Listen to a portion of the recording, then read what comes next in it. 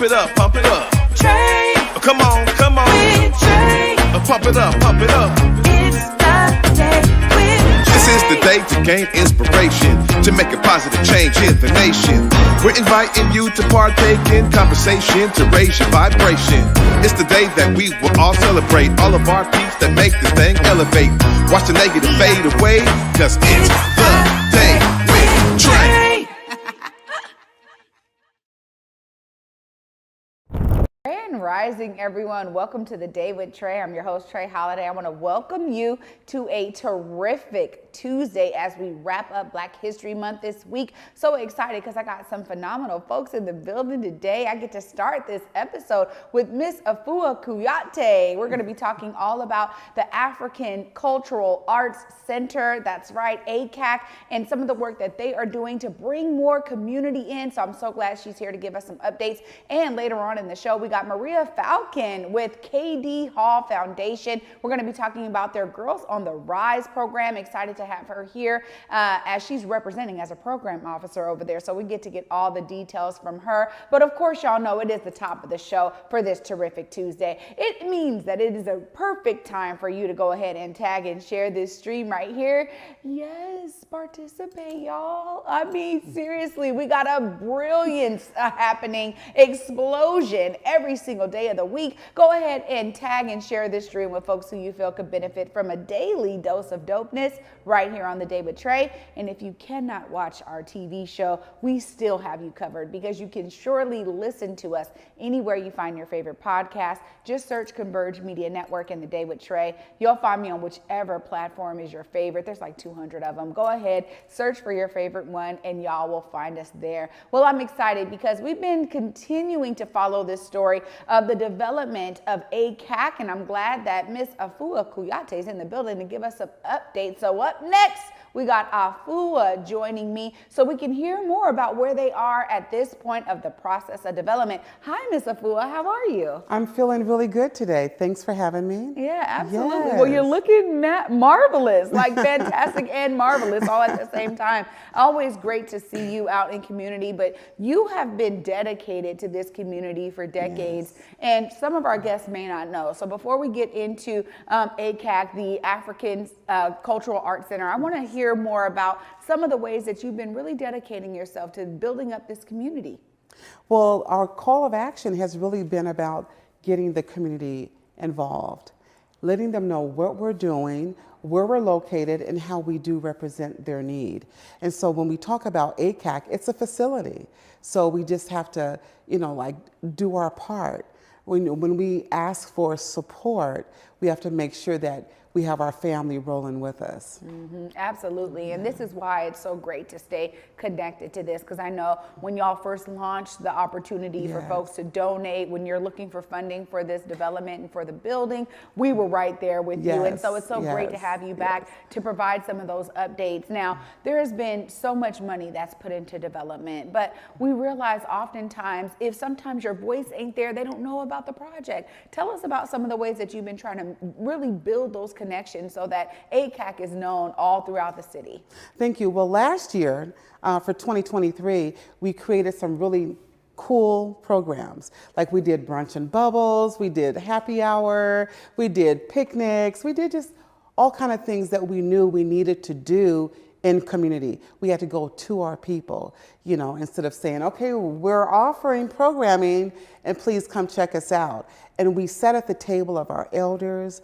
We sat in grounds where it was important for us to hear what people needed. And so now we're ready to move forward. We're looking for an abundance of support with community because this space is for community. We'll have artists live in workspaces. Did you hear me? I hear that. We'll have artists live in workspaces where they will come in and they will provide their work for community in community. Well, this is really important when we think about the need in our community, and artists' work and live spaces is one of those things, because we talk about this notion of the starving artist, and I do not like that term because there's no reason for the brilliance that lives in art forms and all these different art forms to feel like they can't actually have a living wage, that they can't really pay for the things that they need with the work that they do in arts. And it's not something we need to throw away. It's something we need to embrace in community. What was the reason for ACAC saying, we see this need, we need to be one of the folks to fill it? Because we're consumers of our own work, right? So over the past 39 years. 39 years? 39 years. Wow. You know, in this community, renting space, you know, it's not a bad thing, right? Theaters, parks, community centers, private spaces, but we need our own. We need to sustain the preservation. We need to sustain our heritage for just not Black people, but for BIPOC.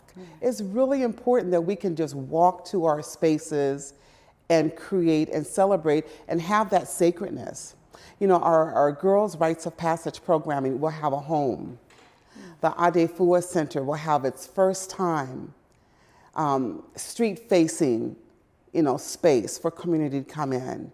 You know, there's just so much need around ACAC being successful. Yeah, and this is the opportunity that I think a lot of folks don't realize, because development takes so much time and so much dollars, right? So I remember when you were here last time, we heard about the securing of the land. Okay, and now it's all about building the building. Where are y'all at in this process now? Wow.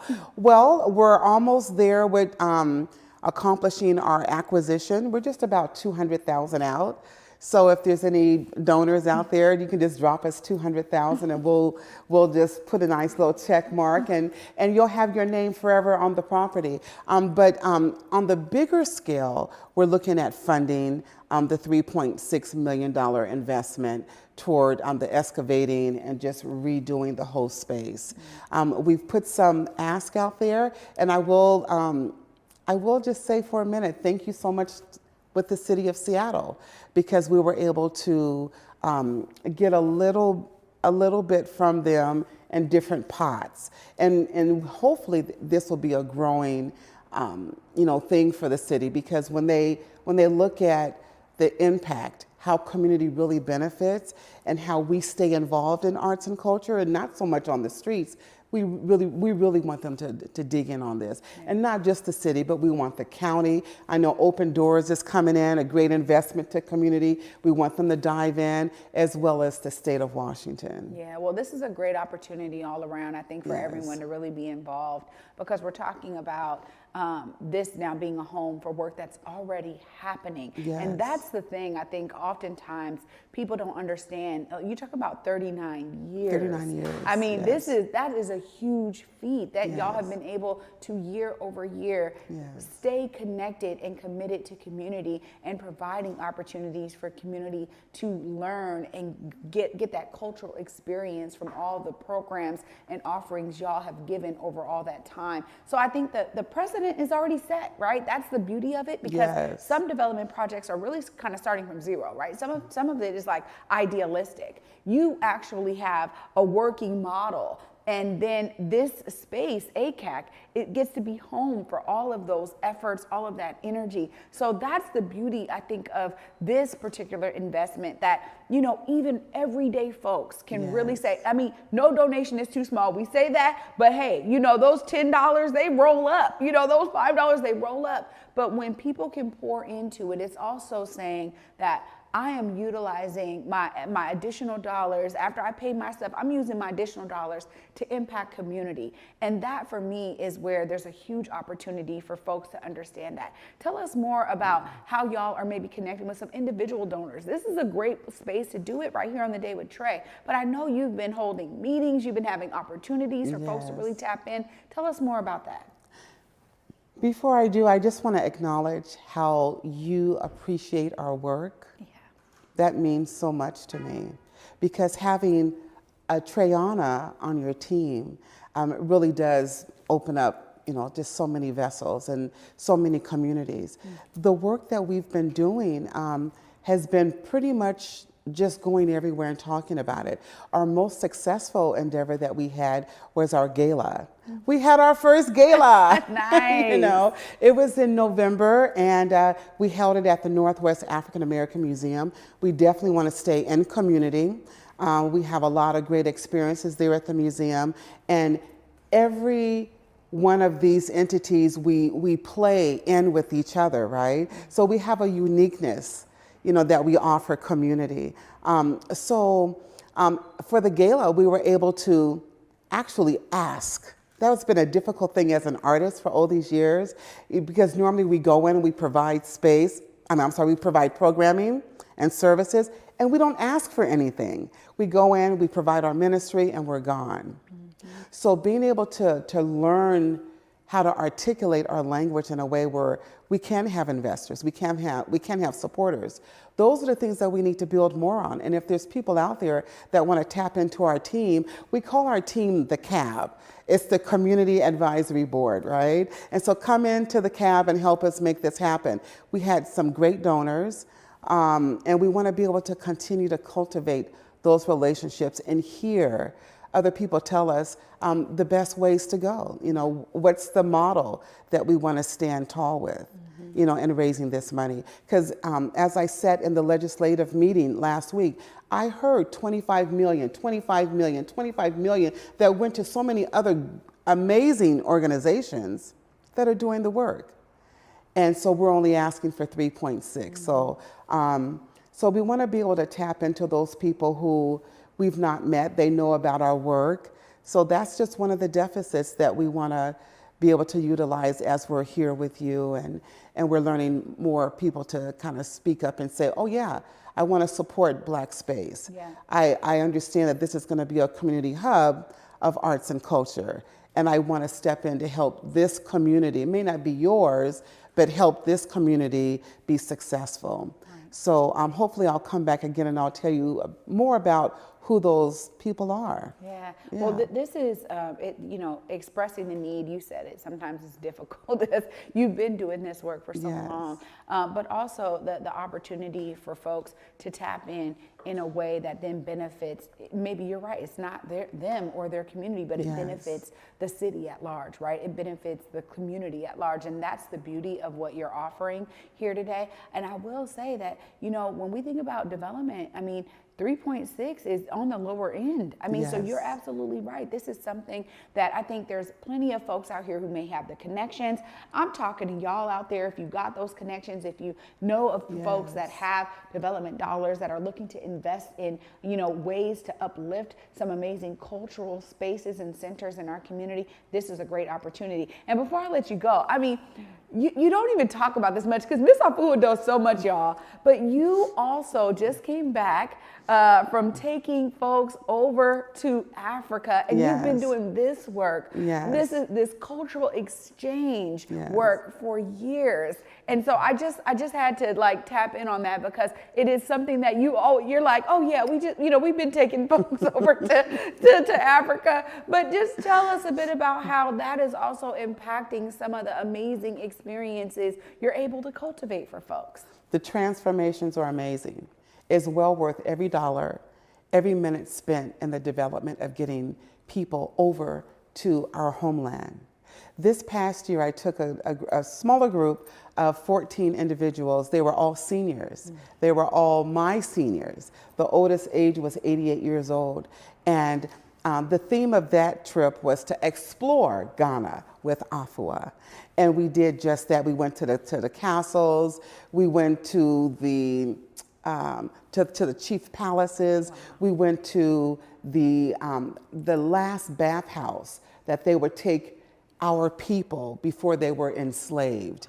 That was the final bath, right? And the whole historical components around that. People that joined that trip with me had never been to Africa before. Some of them had always dreamed about going, and it was like their bucket, right? And we had a great experience. We connected with African Americans. We connected with continental Africans. We connected with educators. It was just so amazing watching our children, helping them change the vision of who Africans are in America, right? When we come, we are one. And so we do this every year. And this trip every year to Africa is like a field trip. it's an excursion that you don't want to pass up. We provide everything. The number one key is hospitality. We want to make sure everyone is safe and comfortable. So we'll do it again. And that's another product that we offer through ACAC.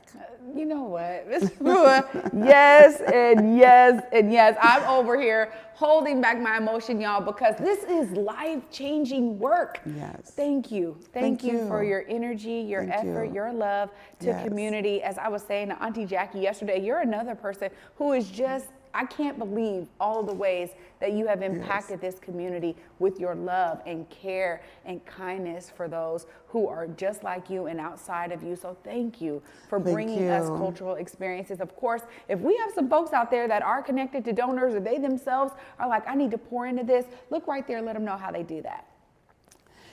Oh, this is an amazing opportunity for me to tell you. Yes, so African Cultural Arts Center. We go by ACAC. You could go to the website, that's africanculturalartscenter.com. Our fiscal sponsor is Afua Cultural Education Workshop. All of your donations would be tax deductible, and you can also go to www.adefuacenter.org. Telephone number 206-679-7331. Please support the process. Thank you so much. Oh, Ms. Afua, thank you. Yes. Continue this great work. I'm so excited to know you and have you in our community. Thank you. It's good to do it. Yeah. Y'all, I'm telling you, I mean, the folks will give the inspiration. I'm just here to help usher in their stories for all of y'all. Yes, We're going to continue this amazing inspiration because up next, we got Maria Falcon in the building. She is with the KD Hall Foundation. We're going to be talking all about their Girls on the Rise program. Y'all don't want to miss this. Stay tuned. After this short break, you're watching The Day with Trae.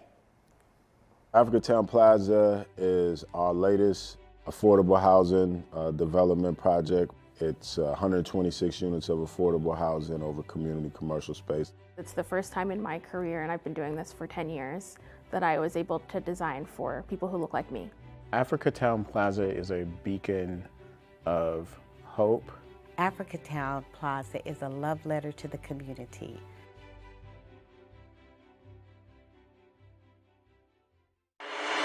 On my mind a lot, don't need no time watch. I don't know how I got you in my pocket spot. Yeah, that's babe, need you every day. You seem like the barging down. Got my heart no barging in. From the bed to the floor to the couch. Might wake the neighbors up. Break you in and break you out. In the end, we gon' make a child. Then we gon' hit the show. Part 2, we don't need no pause. Here with Misty, we gon' get tipsy. Don't need a power shot. Copy my steel.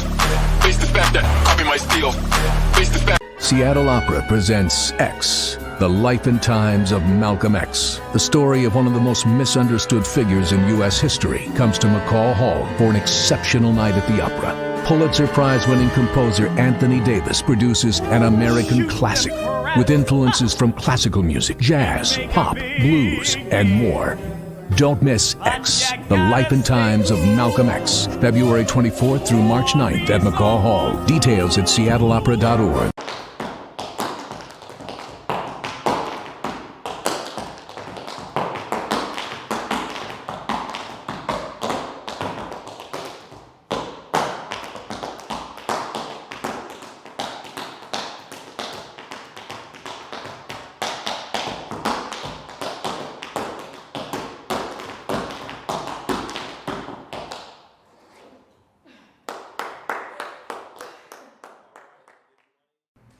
Welcome back, everyone, to The Day with Trae. I'm your host, Trae Holiday. Joining me right now, we got a representative from the KD Hall Foundation. One of their program officers, Maria Falcon, is in the building. What's up, Maria? Hello. It's lovely to be here. Yeah, so great to have you. We love being able to spotlight the work of KD Hall Foundation. Yes. And so before we get into some of that, tell us what your role is and what you do there. Yes, absolutely. So I am the program officer of the Girls on the Rise program, which is a leadership program that we have at our South King County high schools.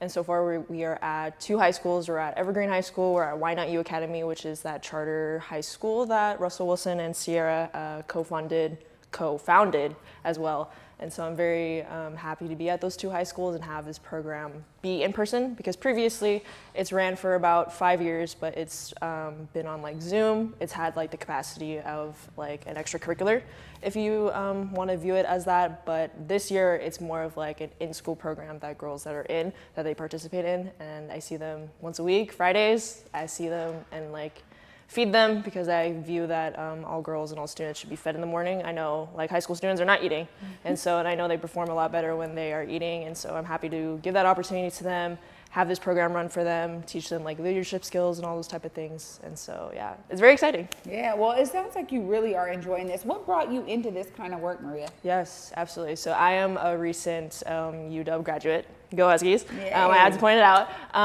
But yeah, so I did a lot of first generation, low income, under-resourced minority college work in my college days, I guess.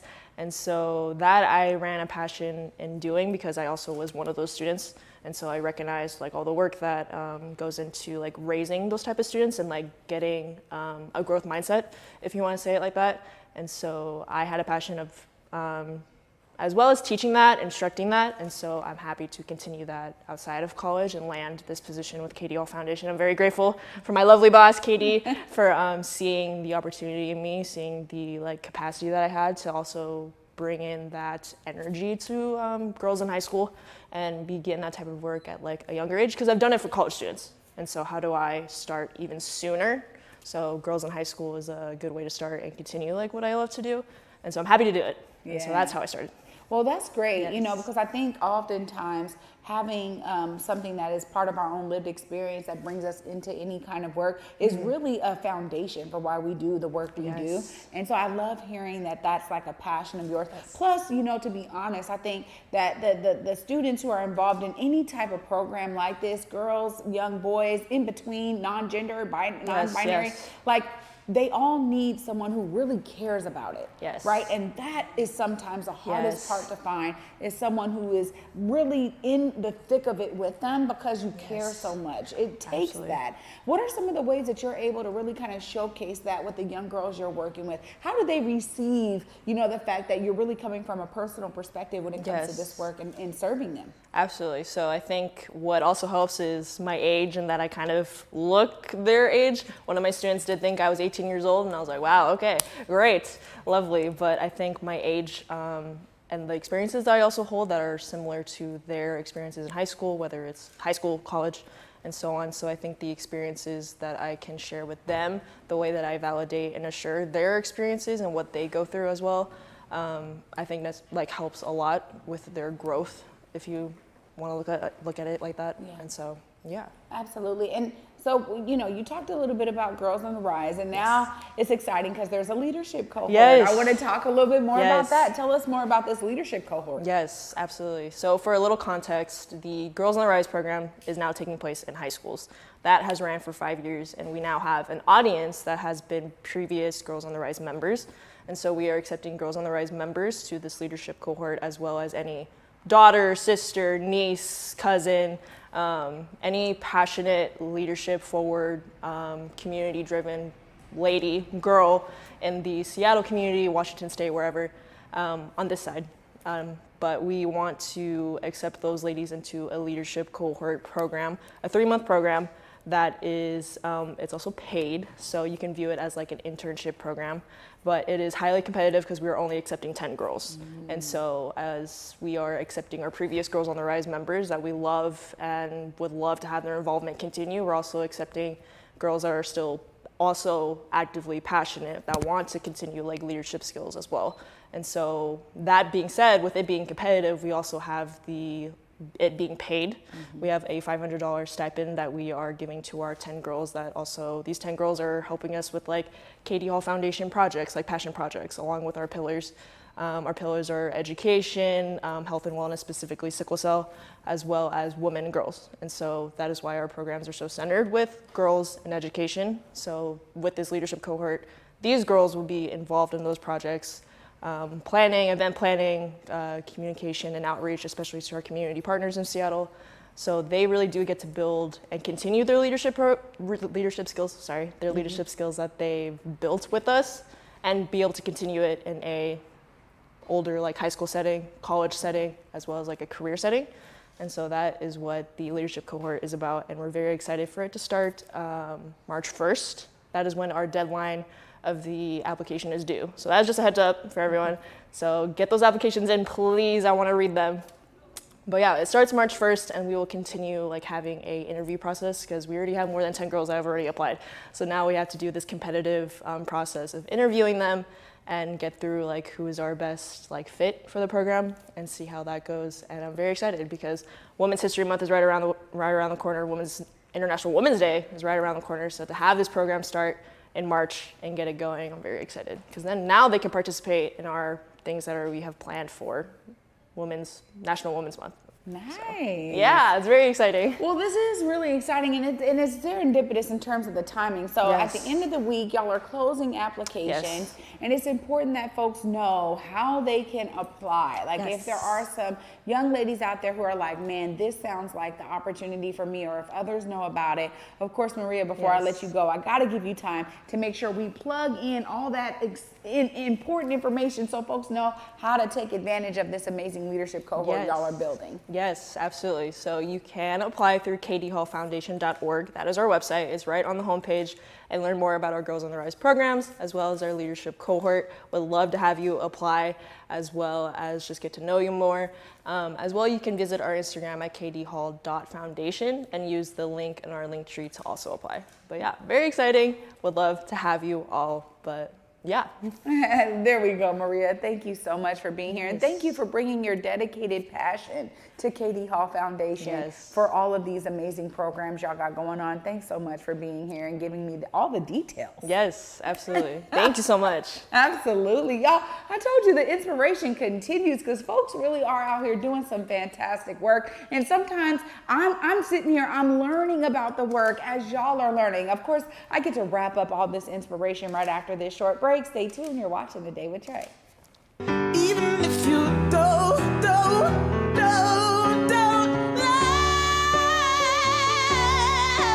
can we stay? Maybe we could disappear. Even if you don't love, can we stay here? Maybe we could disappear. You on my mind a lot, don't need no time, watch. I don't know how I got you in my pocket spot. Yeah, that's babe, need you every day.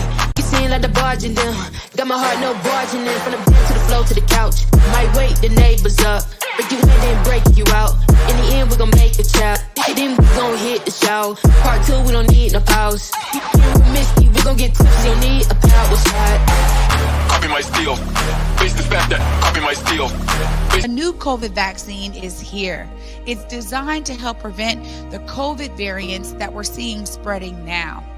Even if you got COVID before or got COVID booster shots and the vaccine, it's important to get this new vaccine. It's safe to get the COVID shot and the flu shot at the same time. Get both to prevent serious illness this fall and winter. Africa Town Plaza is our latest affordable housing development project. It's 126 units of affordable housing over community commercial space. It's the first time in my career, and I've been doing this for 10 years, that I was able to design for people who look like me. Africa Town Plaza is a beacon of hope. Africa Town Plaza is a love letter to the community.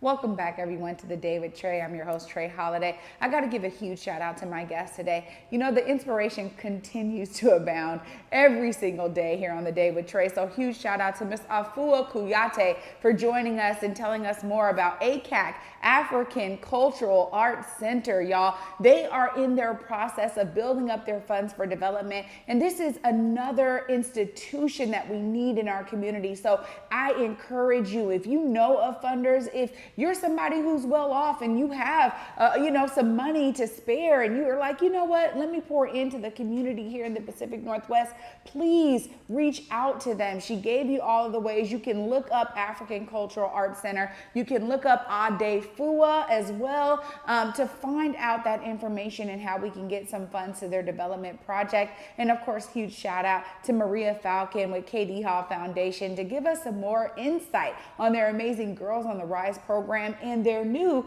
leadership cohort. So if you know of young women who need to participate in this, who already are exemplifying those characteristics of leadership and maybe just need some type of program to guide them into it or give them more hands-on experience, this is a great opportunity. So make sure you look up KD Hall Foundation and get those applications in by March 1st. That's Friday, y'all, of this week. So make sure y'all share that information out as soon as possible so that they have even more folks they need to go through for those 10 slots. And these are paid slots, as Maria said. So don't forget about that. This is an opportunity to really get some hands-on experience. So I encourage you to share that out with folks. You know, for me, this is the exciting part, is that I get to not only showcase these amazing stories and all of the brilliance that's happening, but it's also real opportunities for you to tap in. I'm always saying, see yourself as a part of the solution. Well, sometimes on these episodes, I'm giving you some reasons, some exact pathways to do that. Whether it is being a donor, even if it's $10 a month to ACAC, or it's somebody who says, you know what, I got a young woman in my life, maybe it's a niece, maybe it's a daughter, maybe it's a neighbor, or someone that you're mentoring that could really benefit from this amazing leadership cohort. These are ways that you get to do just that and be a part of the solution, y'all. Always encouraging y'all to do so. And you know, I just want to keep pouring inspiration out until y'all find what it is you can do to be a part of the solution. So you know I'm going to continue this pouring out tomorrow at 11 a.m., y'all. And until then, peace.